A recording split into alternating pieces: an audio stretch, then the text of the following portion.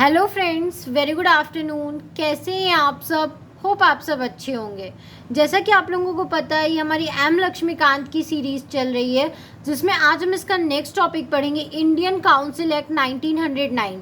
Actually में Indian council act 1909 क्या था, उसके फीचर्स क्या थे, उसके फैक्ट क्या थे। ठीक है, आप थोड़ा सा मेरे वॉइस पे मत जाना, मेरी वॉइस थोड़ी बहुत ख़राब हो रखी है बिकॉज इतना मौसम भी ख़राब, इतना चेंज हो रहा है, ऊपर से मुझे बहुत ज़्यादा इतनी लेक्चर्स लेने पड़ रहे हैं कि मेरे गले से एकदम आवाज़ भी नहीं निकल रही है, गला एकदम दर्द कर रहा है बहुत ज़्यादा। तो आप थोड़ा सा आवाज़ से कोऑपरेट करो, और उसके लिए सॉरी, 1-2 दिन में मैं ज़रूर ठीक कर लूँगी अपना गला। बट आज के लिए हम क्या कर सकते हैं, लेक्चर्स को डिले नहीं कर सकते हैं बिकॉज रेगुलर सीरीज़ है, तो मैं चाहती हूँ रेगुलर ही रहे।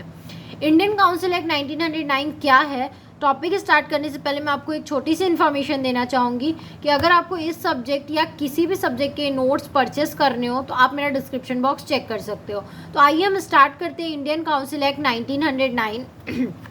इंडियन काउंसिल एक्ट हमारा 1909 क्या है? तो central legislative council was expanded from 16 to 60 members.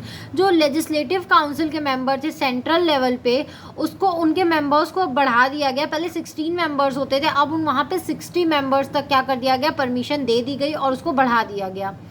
Members count in provincial assembly was not constant. और जो प्रोविंशियल असेंबली होती थी, मतलब जो स्टेट्स में होती थी, ठीक है, स्टेट्स में जो असेंबलीज होती थी, उनके जो मेंबर्स होते थे वो कांस्टेंट नहीं हुआ करते थे, मतलब एक ही नहीं होते थे, बढ़ते और घटते रहते थे। ठीक है, members in councils were empowered to ask supplementary questions and move resolution on budget। ठीक है, अब क्या कर दिया गया था, जो काउंसिल्स के मेंबर्स थे उनकी पावर थोड़ी सी और बढ़ा दी गई थी, मतलब उनको सप्लीमेंट्री क्वेश्चंस पूछने की भी क्या मिल गई थी, परमिशन मिल गई थी। अब वो सप्लीमेंट्री क्वेश्चन भी पूछ सकते हैं, और इवन अगर उनको बजट पसंद नहीं आ रहा है तो अब वो क्या कर सकते हैं, बजट पे रिजोल्यूशन भी पास कर सकते हैं। Provincial legislative council was allowed to have non official majority.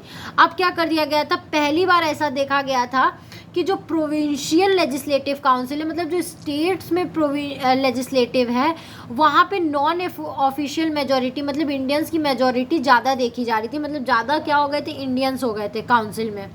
Indians were admitted in executive council of viceroy and governor. अब क्या कर दिया गया था, इंडियंस को एग्जीक्यूटिव काउंसिल्स में भी प्लेस मिलने लगी थी, जगह मिलने लगी थी, तो इंडियंस क्या हो गए थे, इसका भी पार्ट बनने लगे थे। Sorry friend. System of communal representation was introduce. अब क्या कर दिया गया था, कम्युनल रिप्रेजेंटेशन ले आया गया था। कम्युनल रिप्रेजेंटेशन क्या होता है, जो सेपरेट इलेक्टोरेट सिस्टम होता है। ठीक है, सेपरेट इलेक्टोरेट सिस्टम में क्या कर दिया गया था, मुस्लिम can vote only for Muslim. यहाँ पे क्या हो गई थी, मुस्लिम के लिए क्या की गई थी, सीट तो रिजर्व की गई थी, लेकिन जो उनके लिए वोट करेगा वो भी सिर्फ मुस्लिम ही वोट कर सकते हैं, अदर कास्ट उनके लिए वोट नहीं कर सकता है। ये होता था वहाँ का separate electorate. Also provide for local bodies and जमींदार, और यही चीज़ लोकल बॉडीज या जमींदार के लिए भी कर दी गई। ठीक है, ये थोड़ा गलत सिस्टम है। अगर आज आप देखो तो हम रिजर्वेशन जरूर करते हैं, ठीक है, लेकिन उस रिजर्वेशन हम मुस्लिम के लिए कर रहे हैं, SC ST के लिए कर रहे हैं, बट उसके लिए वोट सब करते हैं। बट वहाँ पे था मुस्लिम के लिए सीट रखी गई थी, तो वोट भी सिर्फ मुस्लिम कर सकते थे। और ये इंट्रोड्यूस किसने किया था, तो इंट्रोड्यूस बाय लॉर्ड मिंटो। ये act communal representation Lord Minto ने इंट्रोड्यूस किया था, इसीलिए इनको become the father of communal electorate, इसीलिए इनको फादर ऑफ कम्युनल इलेक्टोरेट भी बोला जाता था। ठीक है, ये तो थे इसके फीचर्स। अब हम देखेंगे इसके कुछ फैक्ट्स कि इसके कुछ फैक्ट्स क्या हैं, क्योंकि फैक्ट्स पढ़ना भी काफ़ी ज़रूरी होता है। This act is also called as Morley Minto reform. इस एक्ट को हम लोग मॉर्ले मिंटो रिफॉर्म भी बोलते हैं। ठीक है, क्यों, क्योंकि लॉर्ड मिंटो जो थे वो सेक्रेटरी ऑफ स्टेट थे, और लॉर्ड मिंटो क्या थे, यहाँ पे मॉर्ले जो थे वो सेक्रेटरी थे स्टेट के, और मिंटो थे वॉइसरॉय ऑफ इंडिया।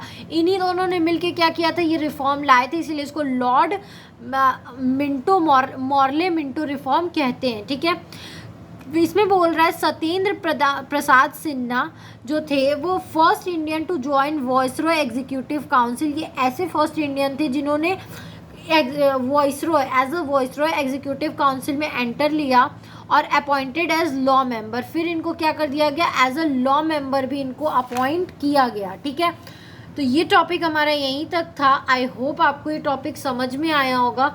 अगर फिर भी आपको कहीं भी कोई भी प्रॉब्लम है तो आप मुझे कमेंट सेक्शन में कमेंट करके पूछ सकते हो। Thank you very much for watching my video and do like, subscribe and share my channel.